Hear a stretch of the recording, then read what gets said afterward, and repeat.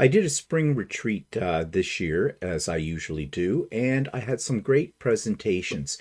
And a couple of the presentations I did record because I thought they were worth sharing with you, for those of you that weren't able to attend the retreat. So here is one of those presentations.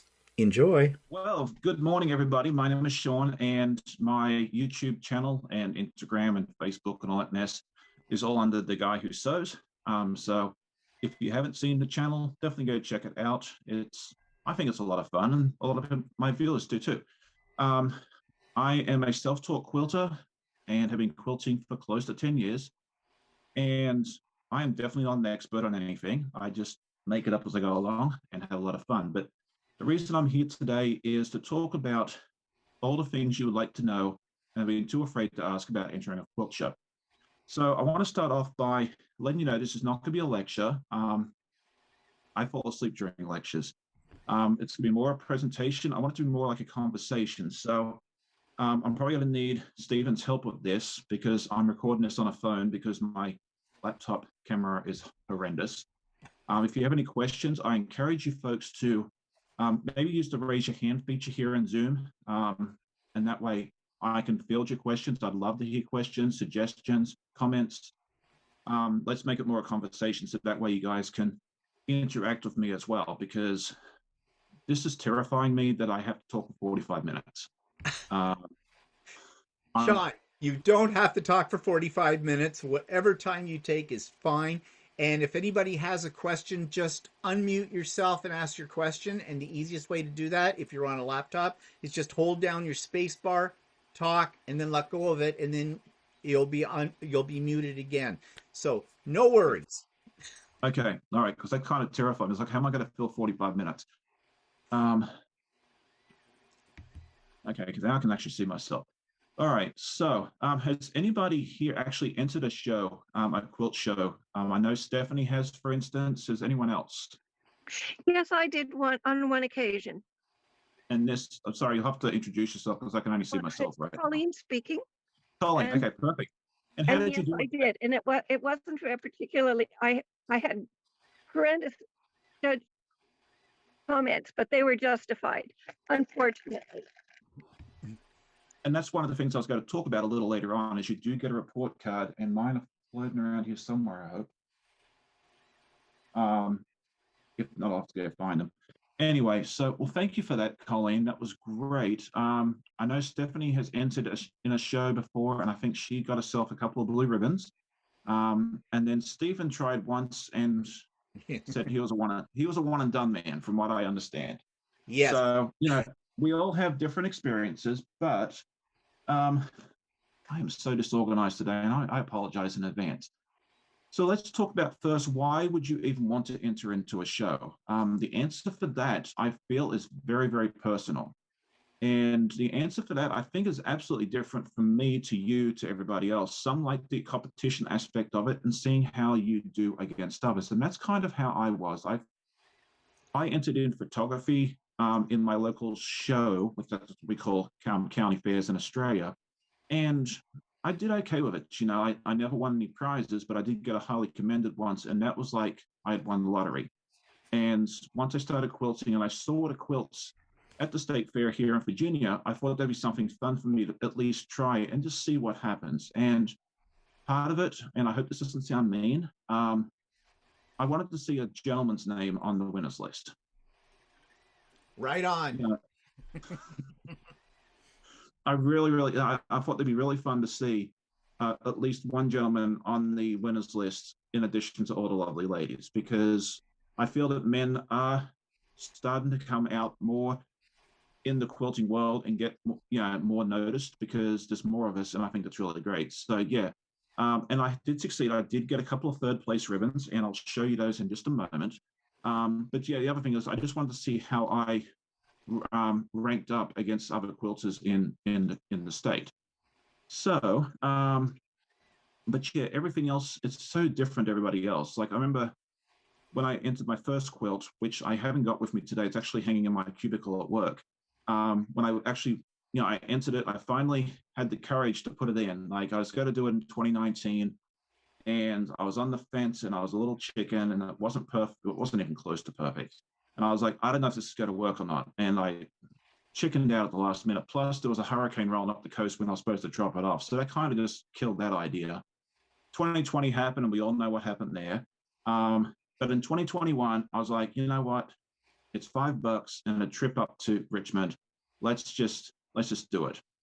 And so I put in a doll quilt, and when I went up a couple of weeks later to see how it did, I saw a white ribbon on the quilt, and I thought I'd won the lotto. Yeah, now having $1 million would have been wonderful, but I really did think I'd won the lottery, and I told everybody that I had met, that I come across for the next 3 weeks. And so last year I did the same thing. I put a doll quilt in, and computer, and I got another 3rd place ribbon, and I have that quilt with me. Sorry, I'm just trying to pull my notes back up. And this is it here. It's gorgeous. Gorgeous. I just love it. Yeah, it's my own self. I designed the pattern myself. I love ice cream, and I thought it'd be just fun to, do something simple. And it turned out beautifully, and I got a 3rd place ribbon out of it. I also entered a t-shirt quilt, and I'll talk more about this later on. And sadly, no ribbon, but I love this quilt, and I'm just super glad that it's done. So the other thing about entering into a show, if you ever have the desire to, in addition to competing against others and possibly getting a cool ribbon like that, is you get a really cool report card from the judges. They tell you where you went right and where you need improvement. And it's a bittersweet pill, because nobody ever likes being told what they did wrong. But on the flip side of that coin, I think we all need that once in a while, so we know where we can improve. I know last year the first year when I got my report card back, it said it was very, very, very, very basic. It basically, they had a note on there, it said they loved the colors. And then there was a note on there, it said that my points didn't match up. And blind Freddy could have told me that. And that was it. So, it was fine. But last year it was very, very detailed.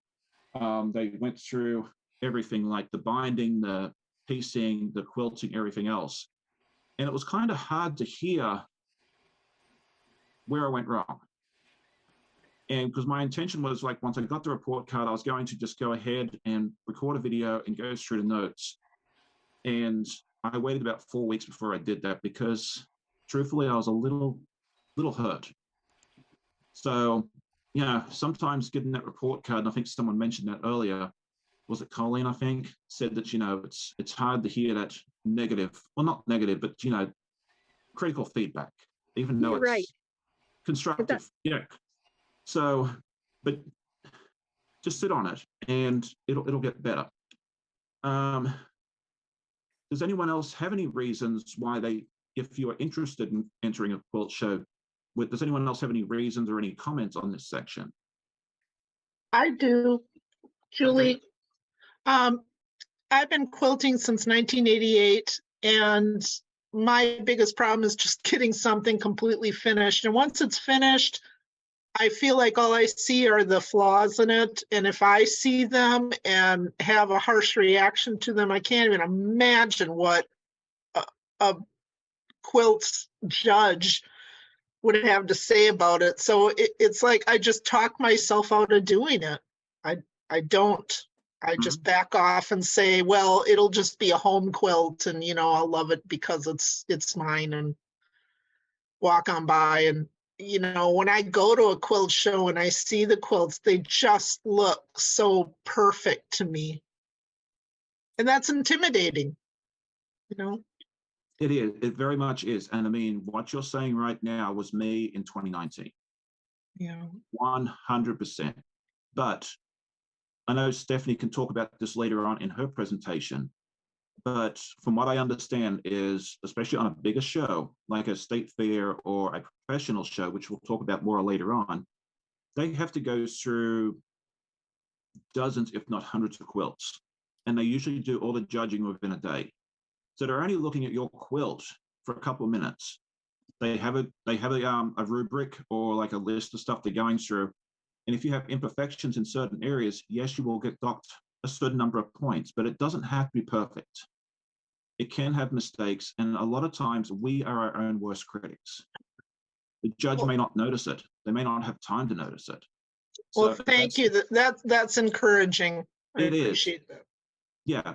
And I'll talk about this more later on, but I mean, if you want to start, try something small. That's where I started. I've started off with the small quilts, and I've had more success in that because there tends to be less competition in the smaller ones, and it doesn't take as long. So that would be my suggestion and encouragement to you guys, is if you're on the fence and you're worried about it not being pretty enough, don't worry about that. And like I had a live on my channel earlier this morning, and we'll talk about this just a hair. And one of the ladies, Amy, who may or may not be here this morning, said that she went to QuiltCon, which is an absolutely enormous quilt show that goes around the country. She said a lot of the quilts there were not perfect in their quilting either. Like, she could see mistakes and that sort of thing there. So there's quilts that are being entered in this nationally recognized show that aren't perfect. Is being perfect great? Absolutely. Will it help you win a Best in Show ribbon? No doubt. But does it have to be perfect for you to enter and possibly win a ribbon? I don't think so. So that's just my view, and I could be totally wrong, but that's been my experience and my opinion as well. So let's now move on to just a few different types of shows that I'm aware of. The most common one is a judged show, which is pretty much what it sounds like, where you submit your quilt.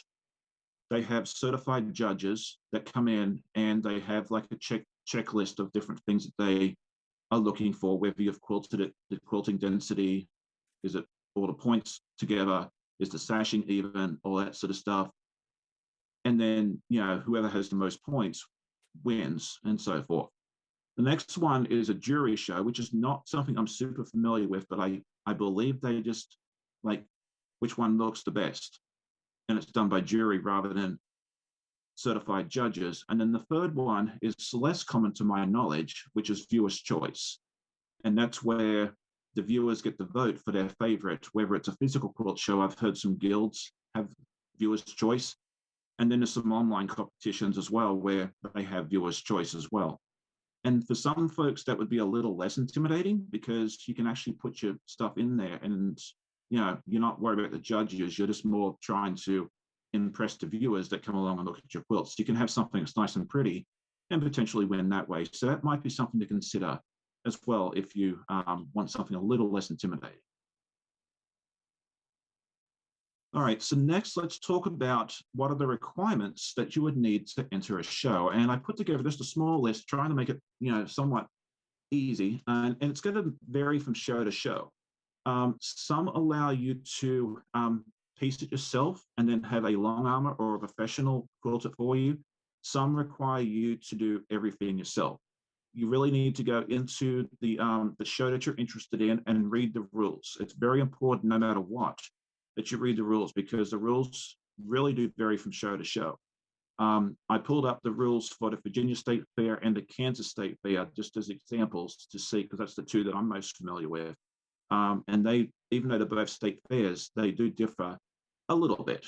Kansas, for instance, has an amateur division where you have to be an amateur, which in their opinion is someone that makes less than $2,000 a year in quilting.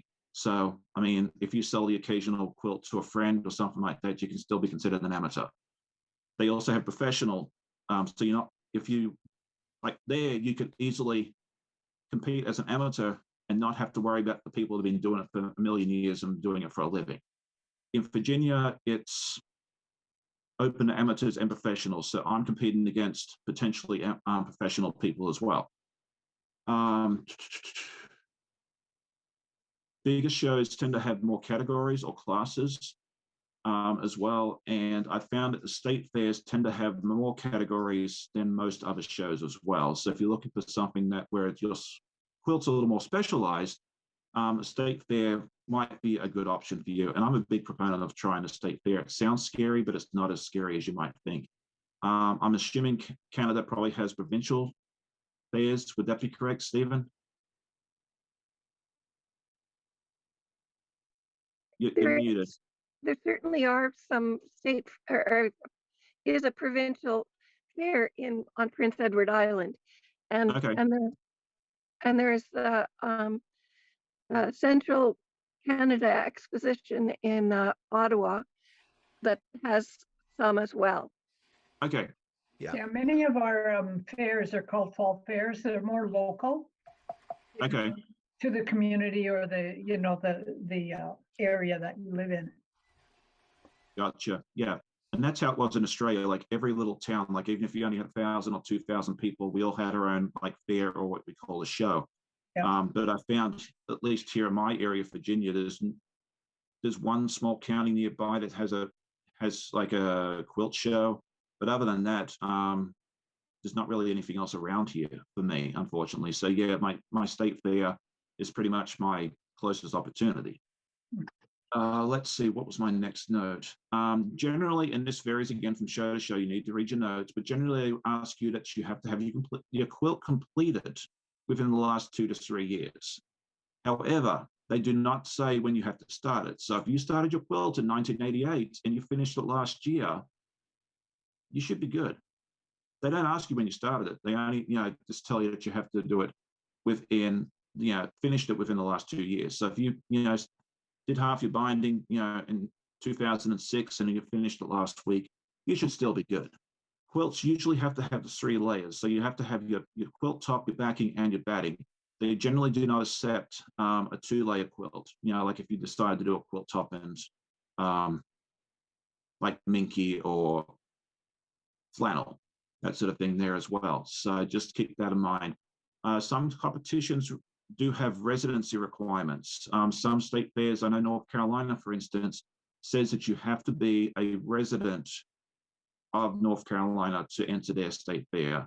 I can't remember what Virginia says. I'm not sure about Kansas, but I think if you're doing a state fair, more than likely, I think they would want you to be a resident of that state. I think Maryland allows you to be a resident of Maryland, Virginia, Delaware, the nearby states. So again, just check that as well. If you're competing in your own state fair, you shouldn't have to worry about resident restrictions because you live in that state.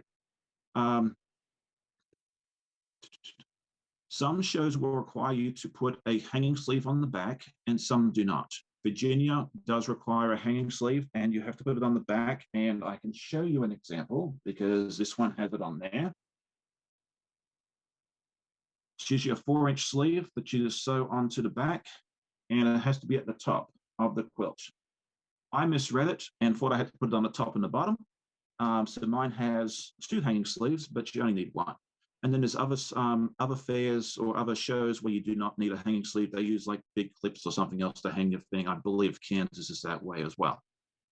Generally, you can only enter one quilt per class. So if you have 2 doll quilts, you need to pick your favorite and leave the other one for next year. And if you have questions about the rules, do not be scared to reach out to the organizer. My first show, I had a million questions. I emailed the superintendent of the quilt show and said, hey, look, I'm new. I do not know what I'm doing. I just want to clarify this stuff so that way I know I'm following the rules and can actually get this thing judged. So don't be afraid to reach out to them and ask. They're usually more than happy to help you out, especially if you tell them that you're new to this. They will not mind one bit at all. If you label your quilts, you do need to cover that there, so that way it keeps the fairness in the judging as well. So that way they don't judge based on your name, they're based on your quilting as well.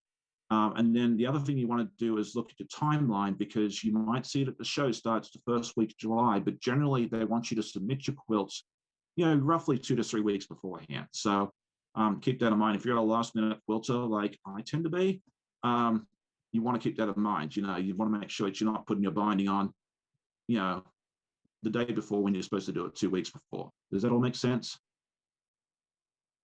Yes. Okay. Perfect.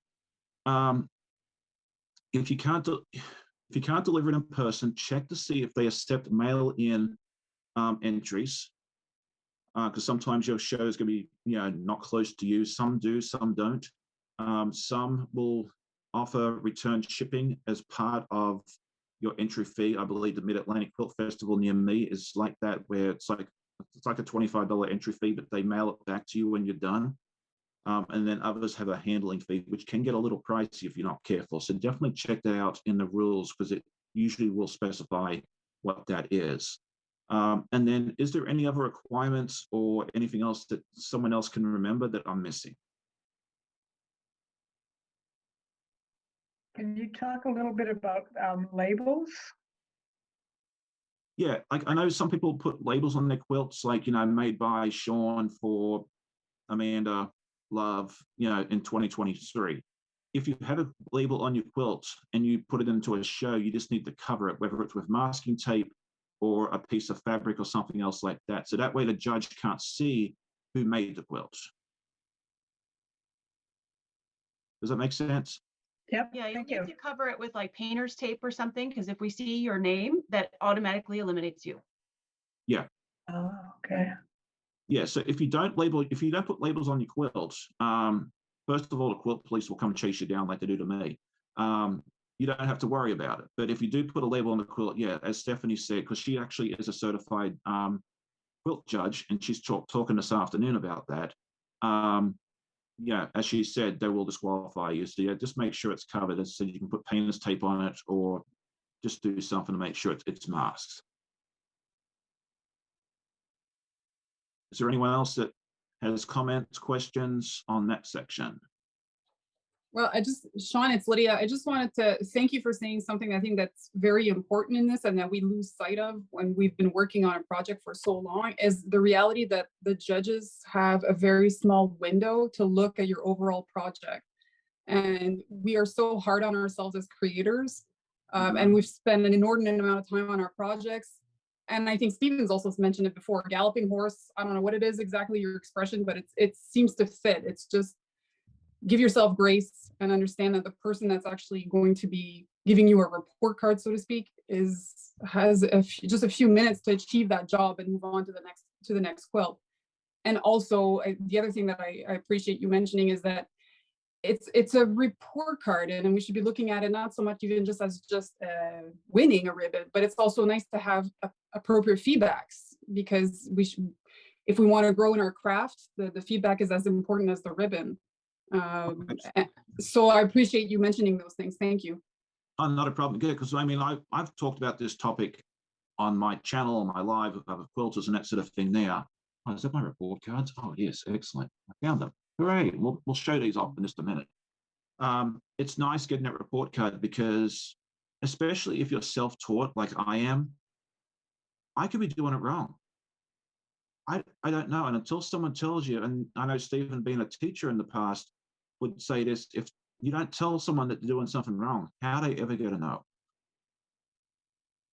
And yeah, so having a report card, I think, is great. And then really the other thing too that you have to remember with these quilt shows is, yes, you are being graded, but you only really need, in order to win, you just need to beat the other, you need to do it better than the other people in your category. Sean, it's Julie again. Okay.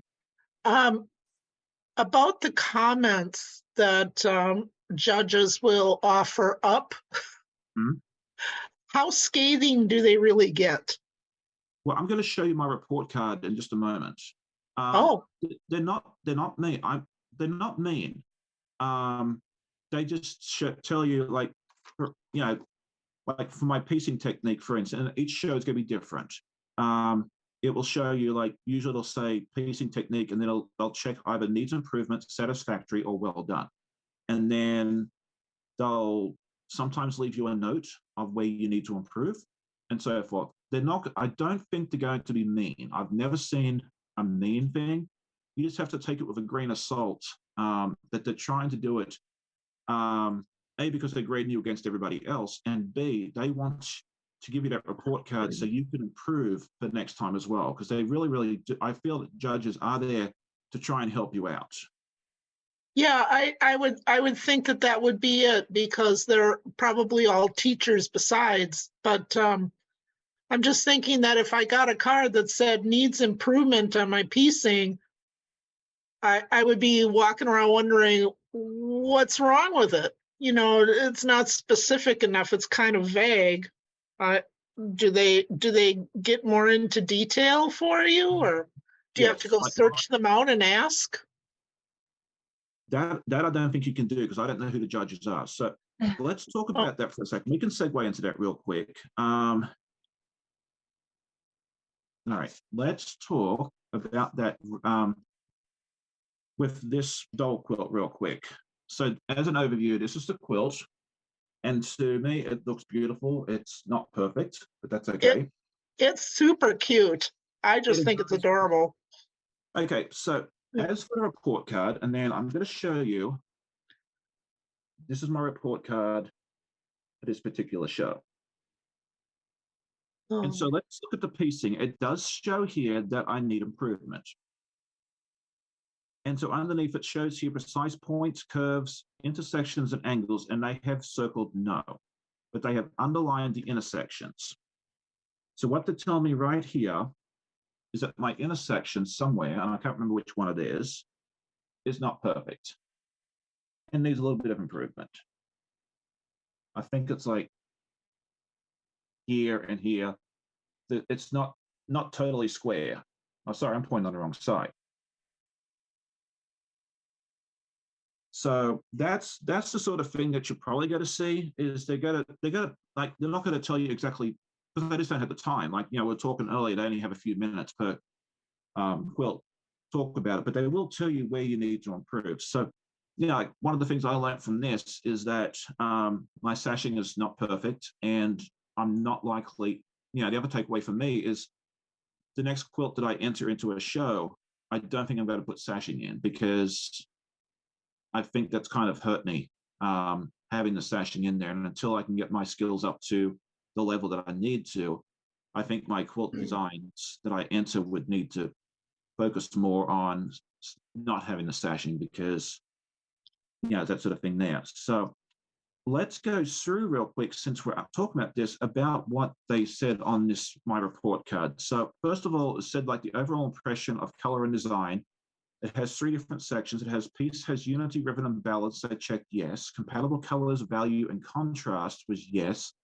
And the piece lays flat, straight, and is clean. So yes. So basically what they were saying with this, the doll quilt that I just showed you, is visually it looks nice. That is wonderful to hear. yeah. Very, very happy with that. And then under that, it goes into the workmanship observations. So the applique technique, they put down as satisfactory, which my applique is not perfect. I was expecting them to say needs improvement. So when I saw that satisfactory check mark, I'm over the moon. That means my applique, which I appliqued all the ice cream on there because I can't do curved piecing very well. I gave up and just said, okay, I can applique. They look great. They do. I mean, they are not perfect. The stitching is not perfect. It doesn't look 100%, but they said it was satisfactory. So, I took that as a huge fat win. Absolutely huge fat win. So, and then after that, it's saying precise points, curves, corners, intersections, and angles. They left all that blank because it doesn't really stitches. Yeah, they left it all. I don't know why they left it blank. Anyway, so we talked about this piecing technique. It does say needs improvement. We talked about the intersections, and then they are put down here, artist stitches secure, and they put yes. So again, not bad. I need some improvement on the sashing and the intersections, but other than that, apparently my stitching technique is adequate. So I'm happy with that. The finished edge, they said was satisfactory, which I believe is the binding. Okay, Stephanie's nodding yes. Thank you very much, Stephanie. I really appreciate your input here, since you're the certified judge here. And I've always wondered how my binding is, because again, self-taught. No one's given me a binding lesson. I just kind of picked it up as I went along and watched a few videos. They said that they did check mitered corners are sewn shut, and the answer to that is no. If you look at my mitered corners on the back, they are not sewn shut, purely because I didn't know I was supposed to. So lesson learned. I don't hand stitch. You're supposed to either hand stitch the binding on or hand stitch at least the back of the binding on. Is that correct, Stephanie? That's very subjective, depending on what judge looks at your work, and I'll talk about that later, but yeah, Okay. changes depending on Because- judge. Okay, that's good to hear, because my view on this too is I don't like to hand stitch. I'll have to start hand stitching the corners. But I've always machine stitched on the front and the back. I figured if push comes to shove, they can give me a deduction for it, because if I hand stitch the entire back of the quilt, it's going to look like a 4-year-old did it. So I'll give you one little hint right now, since you're talking about the binding with the little, it's not stitched down there in the corners. Yeah. If you are not a hand stitcher, glue it down. They won't know the difference. Really? Mhm. Okay. I've heard that before. So, but I do need to learn how to hand stitch. So Courtney's going to help me with that, I think, one day. So that's one of my lessons. But if push comes to shove and I haven't figured out how to hand stitch between now and then, yes, some glue might just work beautifully. See, this is probably bring Stephanie along. Yeah, and I love hearing everybody's suggestions and that sort of thing there as well. All right, so the minor corners. Does the batting fill the binding? They said yes, and the binding is consistent with and lays flat, and they said no, which is fine. Like I try and keep mine as the same width as I can, but I am not perfect. My binding, especially in the corners, is a hot mess sometimes. So if that's the only things that they ding me on for my binding, I consider that a win. I still haven't. There's still places I can improve, but they didn't bash me too bad. Does that make sense? And the fact that they said that the batting fills the binding, like this area here, that's always been something I've worried about. So the fact that the judges say it's filled correctly is a huge win for me as well. So I think when you go through these report cards, seeing the positives is just as important as the needs improvements, at least for me. And then let's see. And then finally, they're showing here, quilting design and thread choice is appropriate. Yes. Quilting density is balanced. No. But that's not surprising because they want the density to be consistent.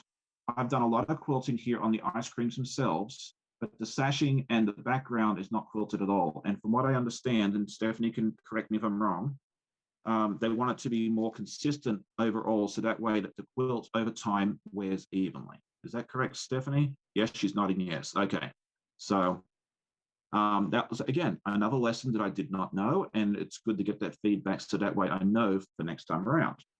And then thread tension is balanced, and they said yes as well. And I know a lot of us struggle with thread tension. I thankfully don't have a lot of, mine just magically just does what it needs to do. So that's good. And then with the other quilt, we had similar feedback, the t-shirt quilt that I was talking about a little earlier. Pull this out. They said that it looked good. Applique, we didn't have any piecing technique, needed improvement as well. They also said that the sashing needed improvement. And what I was doing, I was stitching in the ditch for this one here, and sometimes I'd go just a hair off, and I think that's where they got me. The finished edge was satisfactory. Miter corners weren't sewn down shut. Batting did fill the binding, and the binding was a consistent width and lays flat. And they've actually said yes. So it's interesting that my bigger quilt, I kept it together, and the smaller one I didn't. Let's see. Quilting stitch design was satisfactory. They said the quilting density was not balanced, which no surprise. I stitched in the ditch on this huge, big t-shirt quilt. And then they said it may benefit from additional stabilization. So sometimes I'll leave you an additional note. So that is the report cards. Did anybody have any questions about these? Did I miss something? Was something not clear? Something I wanted to mention is originality. When you get into the larger shows that we see all these gorgeous quilts that win best of show. Right. I heard a woman who entered QuiltCon completely complain. She said, my piecing was right on, my this, my that. And then I asked her, did you use a pattern or was this original? She said, of course I used a pattern. And I said, that's why. Because when you're entering something like QuiltCon or Houston, originality counts a lot. Right. And a And that's lot of people don't realize that. And that's where you need to look at the rubric or the judging criteria as well. And that's something I was just getting ready to talk about, actually. So thank you for bringing that up. It's Kristen, right? Yes. Okay, perfect. Okay. So you do need to look at the grading because it's going to vary from show to show. I did write down examples of that. Like, for instance, I don't know how QuiltCon grades theirs because I haven't looked up their stuff here, but let's look at the two state fairs that I'm using as my examples. 40% in Virginia, 40% is for overall design, 35% is for creativity, which is what you're talking about, I believe. Right.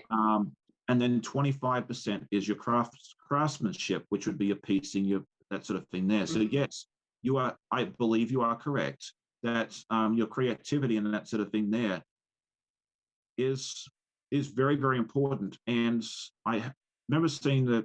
I wish I had still had my report card from 2019 because it's gone walkabout. I'll probably find it next week. It did say on there that sometimes the difference between first and fourth is a matter of a couple of points. Mhm. A couple of little pieces here and there. So sometimes that, like what you said there, right there, is the creativity may be the difference between you winning that wonderful blue ribbon and, again, the better luck next year. So that is important. I found that for myself because I am entering.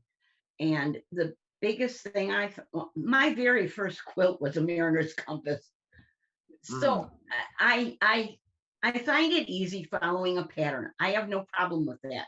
My problem is trying to design something that looks really good that's coming out of my own head.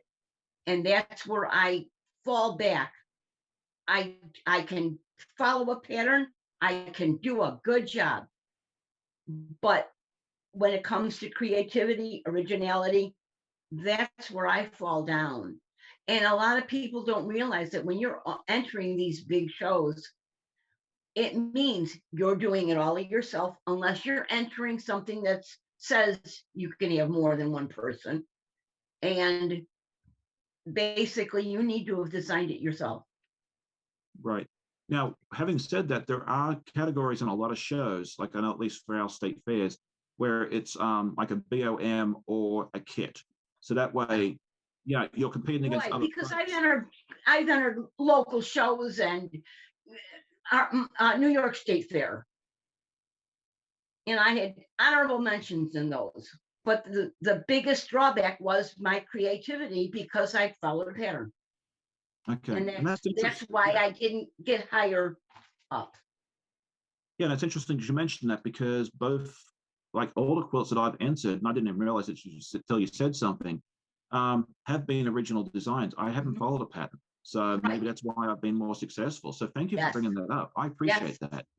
But I do need to move along a little because I'm telling you, like when I started this, I was scared stiff that I was going to be done in 15 minutes. And we've been rolling for almost 40 and I'm not done yet. So I had nothing to worry about, apparently. Okay, so what type of show should I enter? Again, this is such a personal question, but let's talk about the different types of shows that I feel that are out there. If you're a part of a physical guild, that's a great way to get started. It's local, so you don't have to worry about any shipping. It's smaller, so you don't have as many people to compete against. It may just be a viewer's choice, or it's not non-graded, like no ribbon thing, and that way it's kind of good to do it that way because there's no pressure. You just kind of put it up there for everyone to see, and that's a lot of fun. The only downside to it is that there's the number of classes and categories may be a little bit smaller. But, again, wonderful way to get started if you are a guild member. If you have a local or a nearby county fair or show, another great idea for your first submission. They tend to have a few more categories, and you'll be competing mostly with people in your own area. You're not going to have nationally recognized quilters usually entering your local county fair, unless they happen to live there and they just want to, dominate. But yeah, that's another great way. Usually entry fees on those are fairly low. It's a couple of dollars. And you wouldn't need to be a member of that thing like you would in the guild as well. So that's definitely another option. State fairs. I know I've talked about this a lot. This is where I started. This is where I got my love for quilting. Actually, I went to the state fair in 2012 or 2013, sort of quilts, and it's like, I'm going to give this a shot. So for me, that was a natural place for me to start. You may have to travel a little bit to drop your quilts off or mail them, depending on where you're on the state. I'm about 2.5 hours away from my state fair. But when I drop my quilts off, I go up there, I drop the quilts off, and then we go to Richmond for the day. And, we make a day out of it. So you may have to travel. But if you are part of a guild, again, if you're part of a guild, like our local quilt guild here, will actually make a run with everybody's quilts up there as well. So you may be able to do that as well. The entry fees are usually modest. Virginia, it's like $5 an entry. I think Kansas and a lot of other state fairs are probably similarly priced. But then the competition may be a little tougher than if you entered into a local or county fair. And then finally, you're looking at your professional quilt shows, like your Houstons, your Quilt Cons, the Monasco shows like the Mid-Atlantic and that sort of thing there. These are run by for-profit companies. Competition and entry fees tend to be higher, but the prize money that you receive is much higher as well.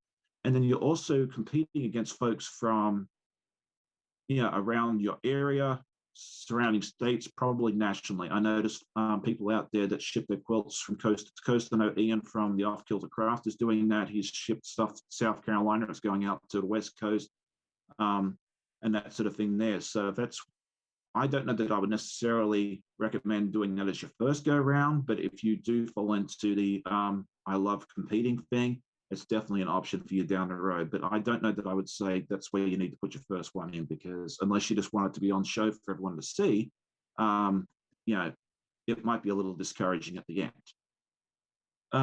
What class category should we enter? That's a good question as well. I say play to your strengths. I feel like if you want to get started and you don't want to get anything huge involved, I suggest maybe doing like a wall hanging or a doll quilt. I noticed at our state fairs, the doll quilts usually tended to have 3 or 4 entries. So I figured, hey, if I enter this and I can beat 1 or 2 people, my chances of getting a ribbon are halfway decent. They are getting more popular, so that I might not be able to rely on that too much in the future, but it's a good way to get started with something small. It's easier to complete a small quilt. Again, downside is they may see your mistakes a little easier because, it's less to look at. But maybe something smaller would be a ticket. That would be my best suggestion. And then many of the shows have challenges or special blocks that you can make. I know the state fairs do, for instance. Virginia has barn. Was it a barn? Let me go. Hang on, I've got it here. Bear with me a second. A barn quilt contest, and it's like a block that you can submit. It's usually fairly small. It's like 18 by 18, and you can put that in. It's just a good way to get yourself started. And then usually the only thing you have to keep in mind of those is a lot of times those they keep like the prize winning ones, and then they auction them off to make some, to raise money the next year. So if it's something you want back, again, read the rules, but you might not be able to get those back if that's what you want, but it's a good way to get started. And then we talked about the judging criteria. Look at the shows and see what the judging criteria is, because that's going to help you out as well. Like if you want something like the creativity that Kristen was talking about earlier, if you need something where you want to do a pattern, look for one where it's like a block of the month or quilt kit thing you can do in that way you won't get dinged as much if it's not creative. Like for example, the Virginia State Fair overall design is 40%, creativity is 35%, craftsmanship's 25%, and then Kansas is a little bit different. The quilt backing's 40, quilt top's 40, and quilting is 20. So they're not really focused. I don't think they're focusing as much on the creativity. So you really have to sit there and read those rules from top to bottom. It's sometimes like reading a contract, but this is one of those contracts where you don't want to just hit accept and move on. You actually really want to sit there and read it really, really well. And then something else, there it is. If you feel that you are not ready to enter a quilt yet, but want to compete, look, especially at the county and the state fairs, look at the other categories that they have. They sometimes have quilted postcards. They sometimes have sewing things. Last year, I thought, why why not enter one of the sewing things? I put it in my drawstring project bag that I make a million of. You know, put it together in about 45 minutes, and I want a cool little ribbon. So you can always start off in a different category. You know, get your feet wet, enter, you know, clothing or a bowl cozy or something else like that, and then you can work your way up to a quilt next year. And that way, you know, the only downside to these is you don't really get a report card. They just put on here, very neat, good work with drawstrings. So yeah, basically I did a good job. And then I talked about myself already. And then, yeah, just a couple of final tips. Decide up front, are you entering for the purpose of trying to win a ribbon, or are you doing it more so for displaying of it and getting feedback from the judges? And then, you know, if you get a ribbon, it's kind of like a cherry on top. If you go into it with the right expectations, it definitely helps. Play to your strengths. If you aren't great at sashings or cornerstones, for example, don't put a quilter in with those. I talked about that a little bit earlier as well. Later in the day, Stephanie will be back to talk more about what the judges are looking for. So yeah, if this is something you're interested in, definitely wait to come back and talk, you know, listen to Stephanie, because she's going to have a lot of good information about this. Work on your binding and make it as pretty as you can. They will be looking at your binding to make sure it's nice and consistent, the same width, nice and filled and that sort of thing there. You know, they sometimes look for it to be hand stitched on the back, but not necessarily. Just wing it. Or put the, you know, if you go to stitch the back of it, work it into your quilting design so it looks like it's part of the quilting design. It would be my little thing there. Hand stitch or glue down your mitered corners. They may not specify that in the rules, but apparently some judges are looking for that. And then look at your tension and your quilt balancing. Make sure the tension's good and make sure it's, you know, balanced quilting throughout the entire thing. Does that mean that you can't leave some open spaces? Absolutely not. But you want it to be somewhat balanced. You don't want to have like some little areas quilted and then like a huge area unquilted, because they will get that. They will ding you for that. So do we have any questions or comments on anything that I talked about recently? I have a quick question about binding. Okay. I just downloaded recently a free tutorial on doing quilt facing instead of the traditional binding. If you're entering in a quilt, does it have to be the traditional, you know, binding that you had done on yours, or are there other binding options that you can do and still be considered for ribbons? I know you can do traditional binding. I'm sure they would have no problem with flange binding, but I'm not sure outside of that. I think you'd have to do one. Is that correct, Stephanie? I'm going to kind of defer to you on this. Yeah, there's different options, and I'll go over that a little bit later on when I talk. Oh, cool. But okay, yeah. Okay, perfect. Yeah, and that's, you know, I do not have all the answers. I've always just done my traditional binding. I want to play a flange binding, but I don't know that I'm going to do it for a show, just because if it isn't perfect, they might, you know, ding me for it. Yeah. But yeah, it's definitely ask Stephanie that later on when she talks about that, because she'll have much better answers to that than I will. Sean, Yes, ma'am. but I wanted to add that as far as you leaving off your sashing or things for the judging, you're going to be stuck with, I mean, that's going to be your quilt forever. They're going to judge it for 10 minutes or so. So if it benefits from sashing or that certain kind of touch that you put, that's a part of your originality. That's part of your creativity. So I would never, I did it one time. I made a quilt that was like 40 by 90 for a special exhibit that was going to happen in New York City. And Right. I really hard on it and send all the information and everything in, and they did not accept that quilt. So now I've got this really pretty but weird quilt, you know.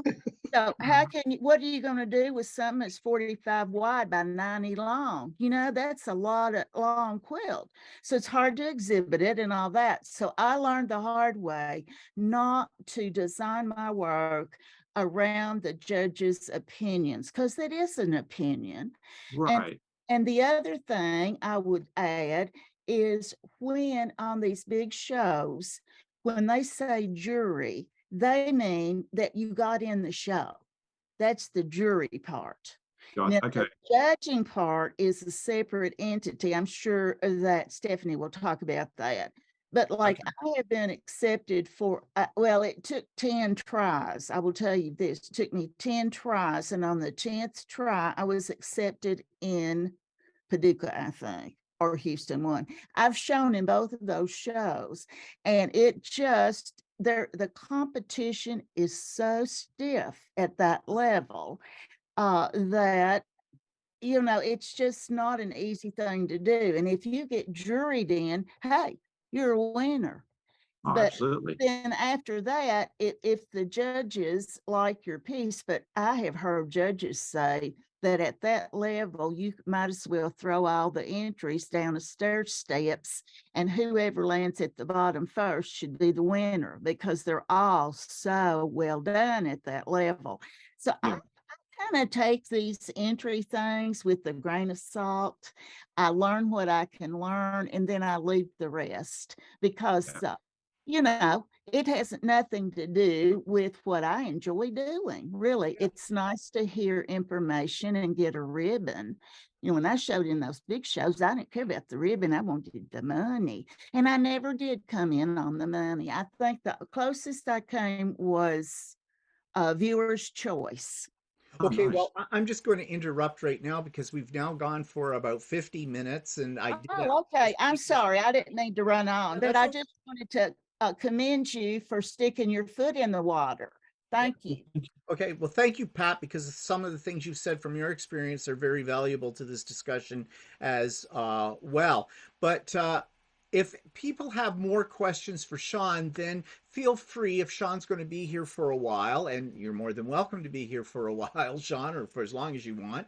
I know you've had a busy day already because you did your live this morning, and now you're on here. So, yeah. But I want to thank you so much for this presentation. It was very, very informative. And I think what I've gotten out of the presentation is that if you're going to enter a competition, accept the fact that it's going to be a learning experience and look at it from the point of view of how you can improve, not as being a destructive criticism, but more constructive criticism to make yourself a better quilter. And don't get all hung up with the whole, it's no good if I don't win a prize. That doesn't mean that at all. And you've already pointed out the various things that judges are looking for, and we'll hear more about that this afternoon with Stephanie's presentation as well. So I want to thank you, Sean, for this. And if people have more questions for Sean, if he's here for a few minutes, you can ask them maybe in the chat, or or even just ask them in the general conversation on of today. So thank you so much, Sean, for doing this. I really appreciate it. I know everybody else has as well. So Thank you, thanks again. Sean. Well, you're welcome. It was my pleasure. It was a lot of fun.